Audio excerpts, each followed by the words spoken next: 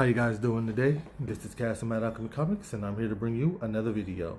So today we're going to be continuing our discussion on the Samurai Troopers 2026 series, and we're going to be discussing episode 8.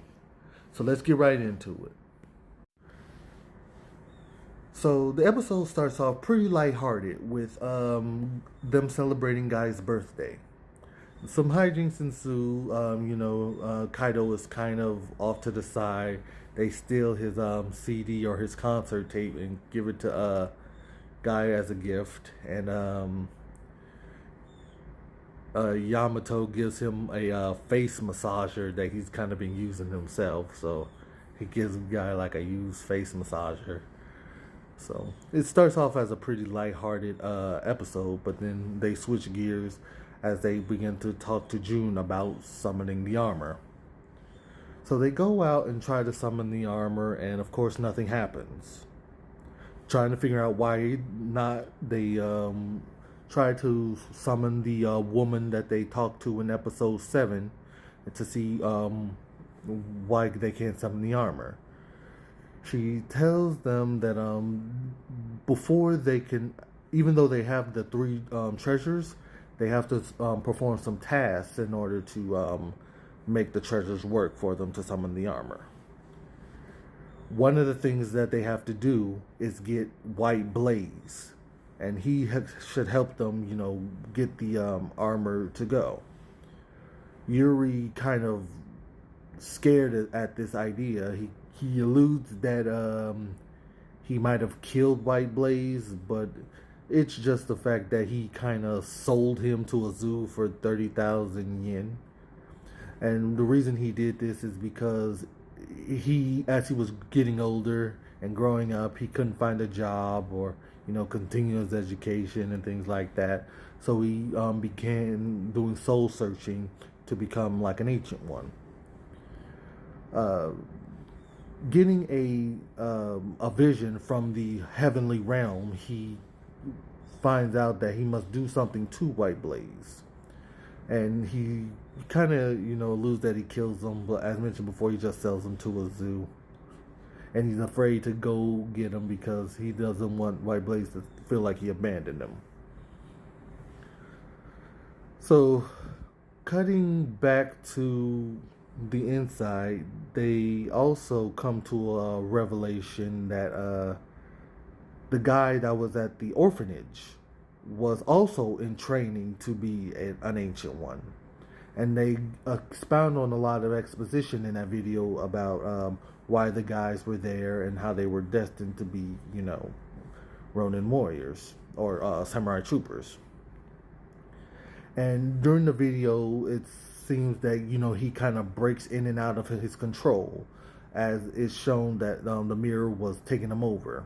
So every time he would get a sense of cognizance, he would jump in and try to give exposition to the guys on what they need to do and why they are in the situation that they're in.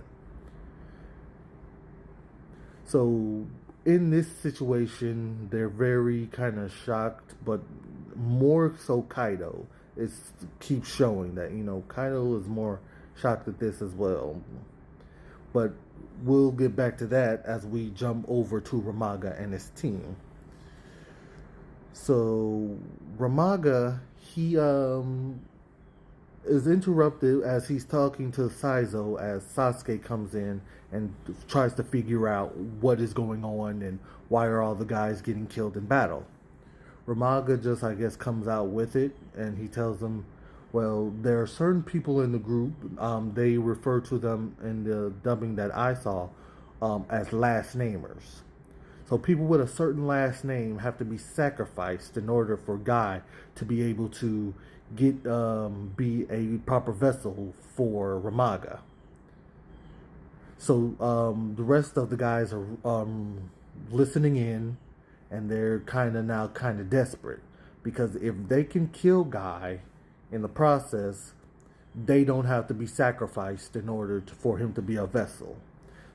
So I guess they didn't think this was a possibility, and they just kind of were serving under Ramaga.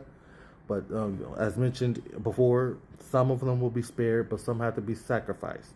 So whoever is a last namer, They're on the chopping block, unfortunately.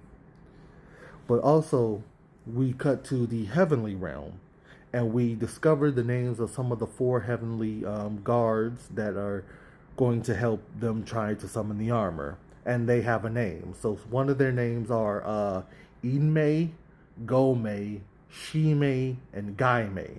These are the four kind of like heavenly spirits that are going to help them get where they need to get through their trials to get the armor. So as they go forward and they go to the zoo, they have to go to the zoo to retrieve White Blaze. They are intercepted by another one of the warlords that want to now feels more haste in trying to take them out, because if they can kill Guy, they don't have to be sacrificed. That character is Uno. Now he has an interesting power where he can take animals and kind of like meld them together into Chimera. They're doing battle with the Chimera and things like that, while he also kind of can shoot arrows. So his specialty in weaponry is arrows, but he can also create Chimera. Kaido's still kind of feeling down and feeling like he just needs to crash out for a moment. Kind of jumps in battle, half-cocked, and is in his own brain. Being saved again by Guy, he gets snapped out of whatever mind he's in. Also, with a conversation from Shion. Like Shion telling him, dude, you're crashing out right now. We need you in the game. So, being saved by Guy, he goes in and he's fighting Uno and he's shooting his arrow. But it cuts back to White Blaze as he's seeing the commotion and the guys have transformed. He gets intercepted by one of the heavenly beasts, who is Inmei. Inmei kind of injects him with some corruption, and White Blaze goes out. So, in the process of in the process of White Blaze going to the battle, Uno kind of pieces off somewhere. So I guess I don't know where he disappears to in that period of time. But White Blaze jumps out and attacks June.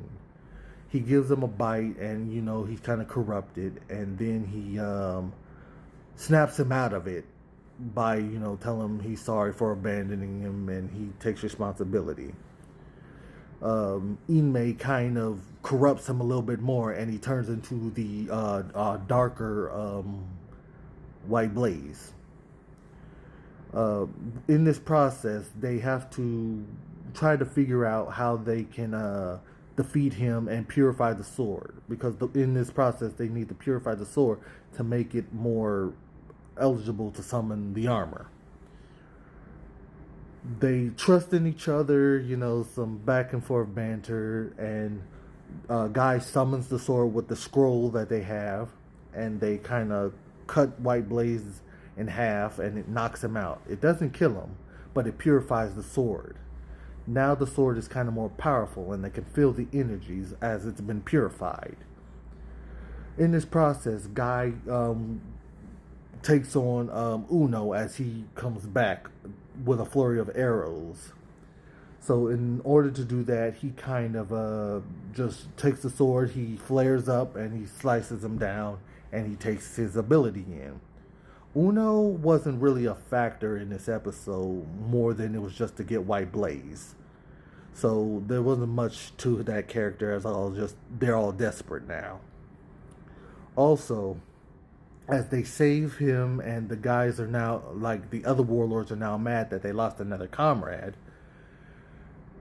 White Blaze is saved, and it cuts back to Mira. It cuts back to Mira as she is talking to the Jewel, and it's discovered that she might be under the influence of the Jewel, like the orphanage guy was under the influence of the sword. So Mira is kind of compromised right now in her own self, and that ends the episode. So if you like this episode discussion, join us down below, give us a like, and we'll see you next time in episode 9. Thank you and have a good one.